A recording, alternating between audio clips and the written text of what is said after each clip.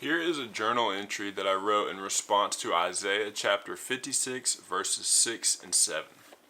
Starting in verse 6 it says, I will also bless the foreigners who commit themselves to the Lord, who serve him and love his name, who worship him and do not desecrate the Sabbath day of rest, and who hold fast to my covenant. Verse 7 says, I will bring them to my holy mountain of Jerusalem, and will fill them with joy in my house of prayer. I will accept their burnt offerings and sacrifices, because my temple will be called a house of prayer for all nations.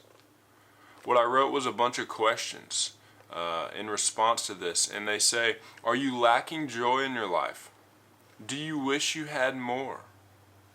Are you experiencing the presence of the Lord regularly? Are you having encounters with him at all? Are you hearing God speak to you?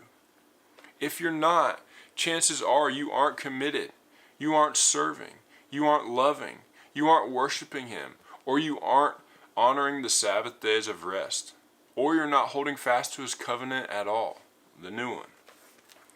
Have you committed yourself to the Lord, all of yourself? Are you serving the Lord? Are you doing what he says? Do you love the name of Jesus? Does hearing it move you?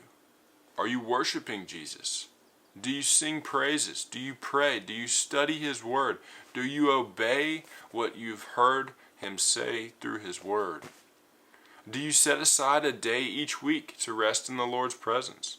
Are you holding fast to the new covenant? If you have, if you are, if you do, God will give you experiences with himself, revealing himself to you. God will give you joy, even in the worst of circumstances. God will accept your prayers and give you answers. If you aren't experiencing God in your life, if you have no joy, if your prayers aren't being answered, reflect on the questions above and make any necessary changes. Align yourself with God's will.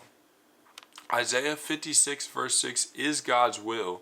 Isaiah 56 verse 7 is the reward for living in God's will. Something that we do often as believers in Jesus is we want to express to God our will, which is not wrong, but what happens is we want him to align himself to our will, when really we're supposed to align ourselves to his will. So go check those verses out for yourself, pray through them, see if God reveals something to you about them. Have a great day.